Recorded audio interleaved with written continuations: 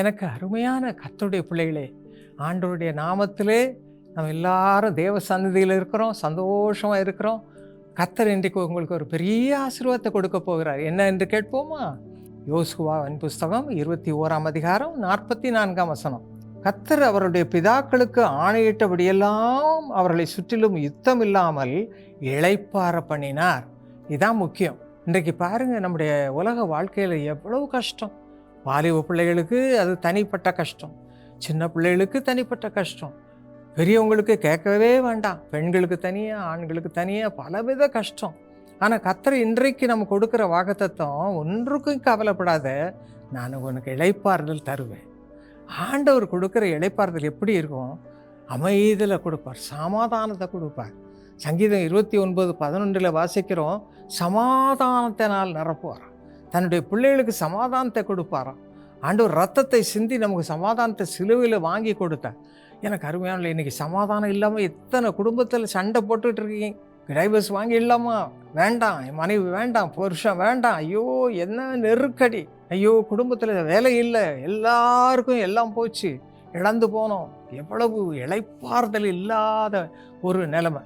இந்த இளைப்பாறுதல் இல்லாத நிலைமையில் கர்த்தருடைய வார்த்தை சொல்கிறது, உங்களுக்கு நான் இளைப்பாறுதல் தருவேன் என்று ஆண்டவர் சொல்கிறார். இந்த வாக்குத்தத்தத்தை தான் உங்களுக்கு கொடுக்குறார். இன்றைக்கி எந்த நிலைமையில் இருக்கிறீங்களோ எனக்கு தெரியாது, உங்கள் வீட்டு நிலைமை எனக்கு தெரியாது. ஆனால் ஆண்டவர் உங்களுக்கு சொல்கிறார், நான் இளைப்பாறுதலை தருகிறேன். கர்த்தருடைய வார்த்தை மாறாதது பிரியமானவர்களே. மத்தேயு 11ஆம் அதிகாரம் 28ஆம் வசனத்தில் ஆண்டவர் சொல்லுகிறார், வருத்தப்பட்டு வாரம் சுமக்கிற என் பிள்ளைகளே, என்னிடத்தில் வாருங்க, நான் உங்களுக்கு இளைப்பாறுதல் தருவேன். இயேசுகிட்ட வாங்க, வர்றதில்லை, இயேசுவாமிகிட்ட வர்றதில்லை, ஜெபம் பண்ணுறதில்ல, வேதம் வாசிக்கிறதில்ல, வீட்டில் பைபிள் இருக்கா, ஜெபம் பண்ணுற பழக்கம் இருக்கா, அதிகாலையில் எழுந்து கர்த்தரை தேடுற பழக்கம் இருக்கா? இதுதான் இளைப்பாறுதல் தரும், வேறு வழியே கிடையாது. எனக்கு பிரியமானவர்களே, எங்கள் குடும்பத்தில் அந்த நாளிலிருந்து இந்த சின்ன பிள்ளைகளாக இருக்கும்போது எங்கள் பிள்ளைகளை வைத்து கொண்டு நாங்கள் குடும்பமாக கர்த்தரை தேடுவோம். பாட்டு பாடி 6 மணி ஆனால் எங்கள் வீட்டில் கரெக்டாக எல்லோரும் வரணும். ஒரு பிள்ளையாவது அங்கே போய் இங்கே போய் தூங்குது கிடையாது, அந்த கதையே கிடையாது. அதனால தான் இன்றைக்கு குடும்பத்தை ஆசீர்வதித்து வைத்திருக்கிறேன். உங்களுடைய குடும்பம் எப்படி இருக்குது? இன்றைக்கி யோசித்து பாருங்கள். சண்டை போட்டுக்கிட்டு சமாதானம் இல்லாமல், அன்பு இல்லாமல் இருக்கிறீங்களா? இளைப்பாறுதல் இல்லாமல் இருக்கிறீங்களா? காரணம் என்ன? நீங்கள் எப்படி தேடுறீங்க? கர்த்தரை தேடும் போது தான் வருத்தப்பட்டு பாரம் சுமக்கிறவர்களே, நீங்கள் எல்லாரும் என்னிடத்தில் வாருங்கள் என்று ஆண்டவர் சொல்லுவார். ஆண்டவரத்தில் போங்க, ஜெபம் பண்ணுங்க, வேதம் வாசிங்க, வேறு வழியே கிடையாது.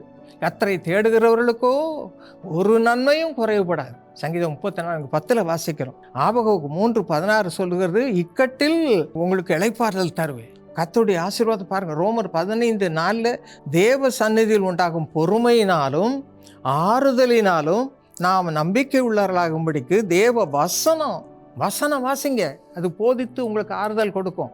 சங்கீதம் 119:50 உமது வசனமே என் சிறுமையில் எனக்கு ஆறுதல். வசனம் படிக்காமல் எவ்வளவு படிக்கிறீங்களோ அவ்வளவு உங்களுக்கு ஆறுதல், அவ்வளவு ஆசீர்வாதம். 94ஆம் சங்கீதம் 19ஆம் வசனம், உம்முடைய ஆறுதல்கள் என் ஆத்துமாவை தேற்றுகிறது, ஆத்துமாவில் இளைப்பாறுதல் தருகிறது. சங்கீதம் 138:3 என்ன வாசிக்கிறோம்? ஆத்துமாவில் பலன் தந்து தைரியப்படுத்துகிறார். எனக்கு அருமையானவர்களே, பரிசுத்த ஆவியானவர் மூலமாக உங்களை பலப்படுத்துவார். இதெல்லாம் அனுபவிக்க கொடுத்து வச்சிருக்கிறார். நீங்கள் தேடுறீங்களா? எடுத்துக்கொள்ளுகிறீங்களா? கர்த்தர் இன்றைக்கு அந்த இளைப்பாறுதல் உங்களுக்கு தரும்படி நாம் ஜெபிக்க போகிறோம். யார் யார் என்னென்ன கஷ்டத்தில் இருக்கிறீங்களோ வாங்க, என் பக்கத்தில் வந்து முழங்கால் படியிடுங்க. கர்த்தருடைய சமூகத்தில் ஆண்டவரிடத்தில் உங்களை கேளுங்க, என்ன வேணும்னு கேளுங்க, இளைப்பாறுதலை பெற்றுக்கொள்வீர்கள். எங்களை அருமை தகப்பனே, யாரெல்லாம் இளைப்பாறுதல் இல்லாமல், ஆறுதல் இல்லாமல், கண்ணீரில் அது இல்லை இது இல்லை, ஐயோ செத்து போயிடலாமா, தூக்கு போட்டுக்கலாமா என்றெல்லாம் நினைக்கிற உடைய பிள்ளைகளை கண்ணீரோடு உடைய பாதத்தில் ஒப்படைக்கிறேன் சுவாமி.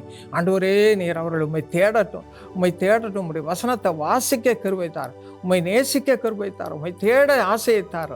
அதன் மூலமாக இந்த குடும்பத்திற்கெல்லாம் தனிப்பட்ட ஒவ்வொருவருக்கும் ஆறுதலை தாரும், ஆண்டவர் சகாயத்தை தாரும், இளைப்பாறுதலை தாருப்பா. இப்பொழுது யார் தவிச்சு கொண்டிருக்கிறாங்களோ அந்த மக்களுக்கு எல்லாம் இளைப்பாறுதலை கொடுத்து உடைய வாழ்க்கையை உமண்டை இழுத்துக்கொள்ளும். உங்கள் பிரியமானவர்களாய் நடந்து உடைய ஆசீர்வாதத்தால் நிரப்பப்படட்டும் சுவாமி. அந்த எல்லா கண்ணீரையும் துடைத்து ஆற்றி தேற்றி ஆறுதல் படுத்தும். இயேசுவின் நாமத்தில் ஜெபிக்கிறோம் நல்ல பிதாவே, ஆமென். எனக்கு அருமையானவர்களே, இன்னும் சில நாட்களுக்குள் மே மாதத்திலே DKC, அதாவது டைனமிக் கிட்ஸ் கேம்ப் குட்டி பிள்ளைகளுக்கு 6 வயதிலிருந்து 12 வயது வரைக்கும் எல்லா ஜெப கோபுரங்களிலும் விசேஷித்த 6 நாள் கேம்ப் நடைபெற போகிறது. Dynamic kids camp signet ring என்ற தலைப்பிலே இந்த வருடத்திலே அது நடைபெற போகிறது. அங்கு music, singing, dancing, mime, crafts, painting, games எல்லாம் நடைபெறும். எதற்காக? ஆண்டவருடைய வசனத்தை அவர்கள் பெற்றுக்கொள்ளும்படியாக, அவர்கள் உணர்ந்து கொள்ளும்படியாக, அதன்படி அவர்கள் வாழ்க்கையை அமைத்து கொள்வதற்காக, அவர்கள் மற்றவர்களுக்கு சேவை செய்கிறவர்களாகவும் மாறும்படியாக, அவர்களை பயிற்றுவிக்கும்படியாக இந்த அருமையான கேம்ப் நடைபெறப் போகிறது. உங்கள் பிள்ளைகளை அதற்கு அனுப்பி வையுங்கள். இப்போவுமே ரெஜிஸ்டர் பண்ணிடுங்க, அனுப்பி வையுங்கள். இது முற்றிலும் இலவசம். இயேசு அழைக்கிறார் பங்காளர்களுக்கு. இன்னும் மற்ற பிள்ளைகளையும் அழைத்து வாருங்கள், பாக்கியம் பெற நாம் வைப்போம். 2வதாக இதற்காக ஜெபம் பண்ணுங்கள். இதன் மூலம் பங்கேற்கும் ஒவ்வொருவரும் ஆசீர்வாதம் பெற வேண்டும். சுவாமி, இந்த பிள்ளைகளை ஏற்றுக்கொண்டால் உம்மை ஏற்றுக்கொள்கிறோம் என்று வேதம் கூறுகிறதே. அப்பா, அதன்படி நீர் செய்யும். தயவு செய்து அவர்களை ஆசீர்வதியும், டீச்சர்ஸை ஆசீர்வதியும் என்று சொல்லுங்கள்.